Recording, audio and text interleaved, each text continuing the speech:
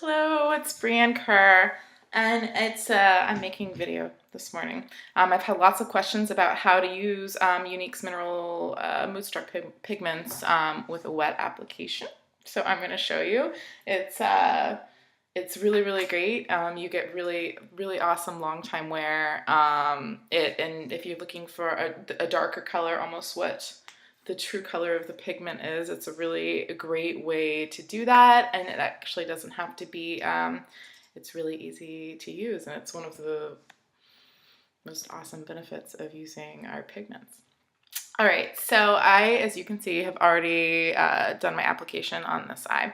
I'm gonna do it on this side for you guys to see. I also have already moisturized with Brilliant. I have my primer on. Your pigments are gonna last you all day long, and then some if you do use a primer. And the application is just really seamless and beautiful when you use primer. I'm wearing BB Cream Bisque, then I'm wearing Mineral Touch Foundation Pressed Powder. Velour. I've got Seductive on my cheeks. And the pigments that I'm going to be using today are Glamorous and Sexy. I find that Sexy and Curious are the best highlighters. Love them. Super awesome. It's almost out. Need to get more because I use them so often. Glamorous is a... fidgeting, trying to get my legs correct.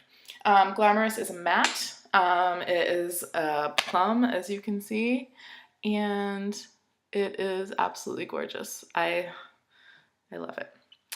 Okay, so the first thing that you're going to do for wet application, this is the brush that I like to use. This is our liner and shader brush. I use it wet. I use our rose water mainly to do wet application. You can use regular water, totally cool. I feel like I just like the way that it blends our pigments for wet application. So what I'm going to do is I'm going to get my pigment ready. These are our little samplers. The actual retail size is a lot bigger, but I use it in the cap. So flip it upside down. And then you can tell I have a generous amount, whoop, left in the cap. And I'm gonna wet my brush with the rose water. I find that a couple squirts just wets it absolutely perfectly. When the brush is drier is when you're gonna be able to get some good blending, but I use another brush for that. All right, so I'm gonna get a good amount of my pigment on the brush. All right, and I'm doing this looking at my computer, which is a little bit more complicated, so bear with me. You don't really want to go up and over your crease line. Some people do. I don't like it. I try to maybe go just a smidge above, not too much. It really depends on how dramatic of a look you're going for. All right, so I'm applying my pigment wet. Now see how it goes on when it's wet, it goes on almost just like paint. It's really actually kind of cool, and you get a lot more precision than when it's loose. It's also more dramatic. I start at the end and go towards. It means you're going to be getting the most amount of pigment right there, then it's going to fade. So you're going to it's going to help when you go back to blend.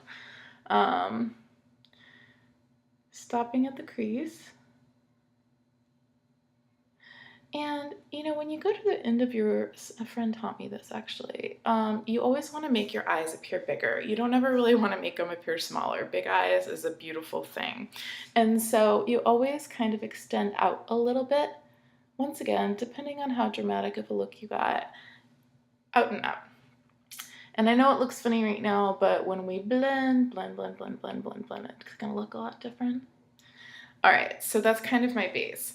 Now, I'm gonna make sure I don't spill my pigments, put them out of the way. I am going back with my deluxe brush, which is it's a bigger head. All of our brushes are absolutely beautiful. They're lifetime brushes. They're lined with copper. You can use all of our brushes wet or dry. They're not gonna rust. They're awesome. I love them. All right.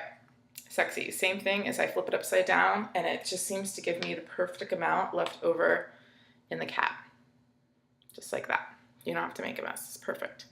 All right, I'm going to get a generous amount of my highlighting color on my brush, and I start at the end. Highlighting the inner corner of your eye is going to help with making your eye appear bigger. It gives it a little extra pop, and it's really, really pretty. So I always start at the corner of my eye, and I go up and I highlight my brow. Once again, we like to make our eyebrows look bigger all the way out. All right, and then with what I have left on my brush, which you can tell is not that much, I start to blend. Start to blend. Shadows are really all about blending. The more you blend, the smoother of the look you're gonna get. And so I'm blending a dry pigment over a wet pigment, and see how it kind of fades it out a little bit? And that's totally okay, because we are gonna go back and we're gonna do it over again. Layers, my friends. All right, I'm now going back, and my brush is still a little bit damp, not too damp. I don't really need to reapply the rose water to get it wet. And same thing, I'm gonna go over just a little bit. So at this point, it's pretty much like a dry pigment application on top.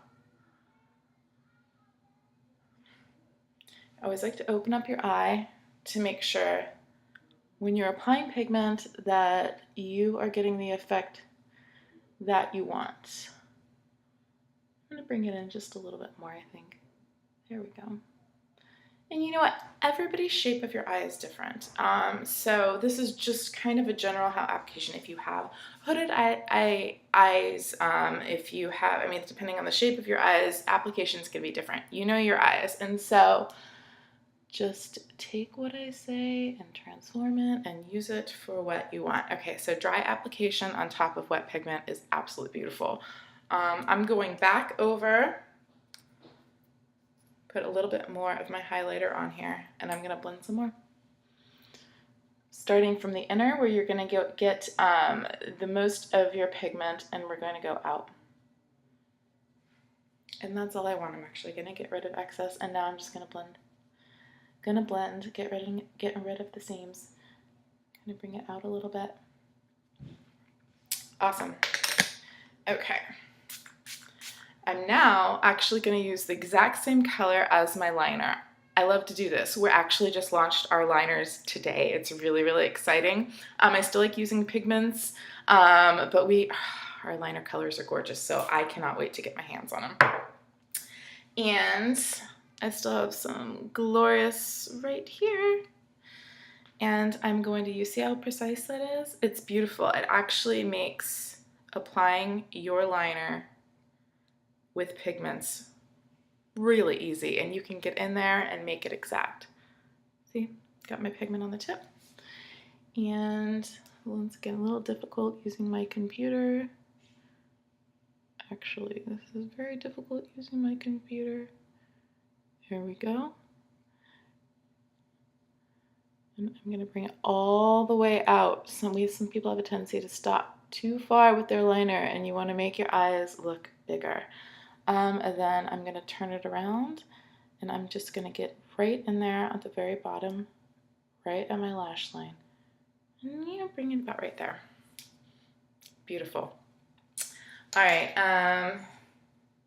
I'm going to really quickly apply my 3D lash. My videos always go longer than need be, but thank you for staying with me. I'm going to apply my fiber lash. I apply my fiber lash actually a lot different than I did when I first started. There is a learning curve to it. It's a really fun learning curve. I get so excited when it's lash time. This is what I found works the best for me. And again, we all have different oil glands, different consistency of oil that comes out of our eyes. Our eyelashes are shaped different. Our eyes are shaped different. So you really have to play with it and find what works best for you for application. You can see I've got my fiber lashes on this eye. I don't have anything on this. The funnest. I like looking at the difference. All right, fibers, transplanting gel. Always start with transplanting gel. So the transplanting gel is a beautiful, beautiful black. And I'm applying my transplanting gel to my full length of eyelashes. And you know, light hand. You don't want any clumpies. You're good. You don't want to immediately get clumping. Remember, this is a transplanting gel. It's made for the fibers to stick to. This is what adheres them and smooths them out on your lashes. So it's got a different consistency than regular mascara. While it's still wet, I keep them both in my same hand. You don't go back and forth. I got my fibers. And for the first coat, I go mid-lash up. I'm trying to make my eyelashes, this is where they're going to look thicker. There we go. Get in there.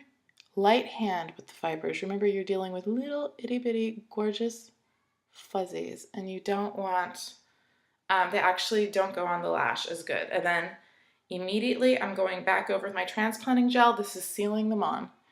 Oh, got a clumpy. There we go. There we go. It seals them on and also smooths them out. There we go. Beautiful. All right, and I'm gonna kind of let that just sit for just a second. And then it's time for the tips. And this is where you get your length, tips only. It's really great. All right, transplanting gel on my tips. And for this part, I go both sides because I like to apply my fibers to both sides. So the transplanting gel goes on both sides. There we go. Go all the way out. I like baby eyelashes that get stuck there on the side. All right, tip.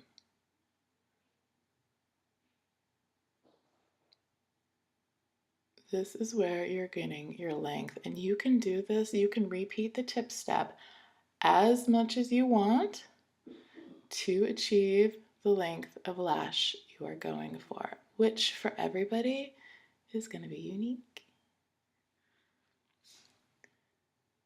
And it's going to depend on the time of day.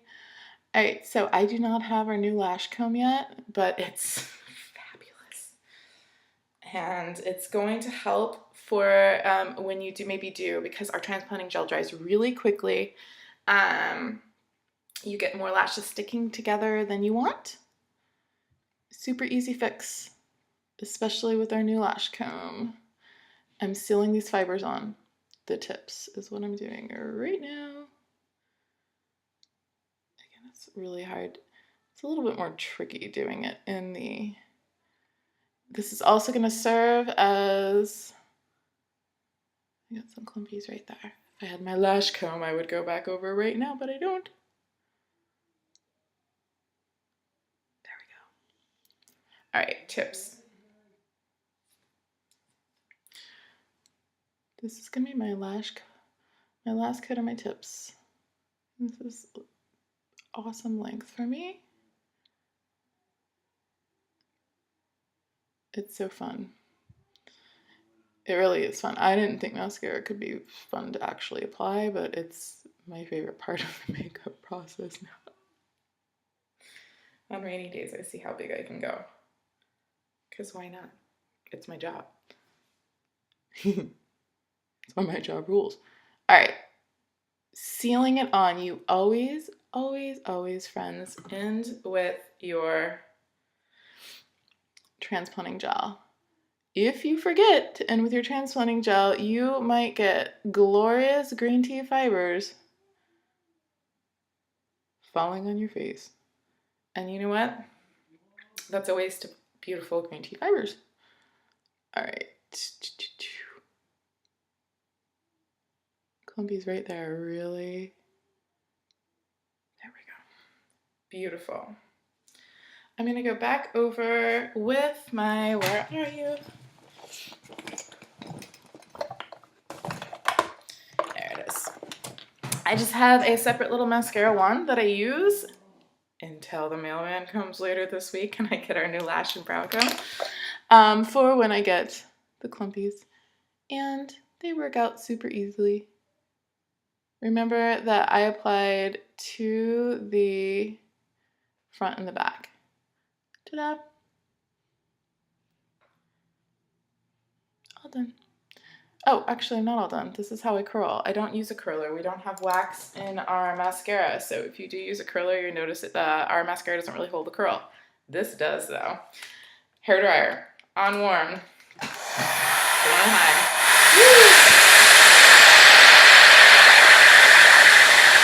And then I shoot it with cold air.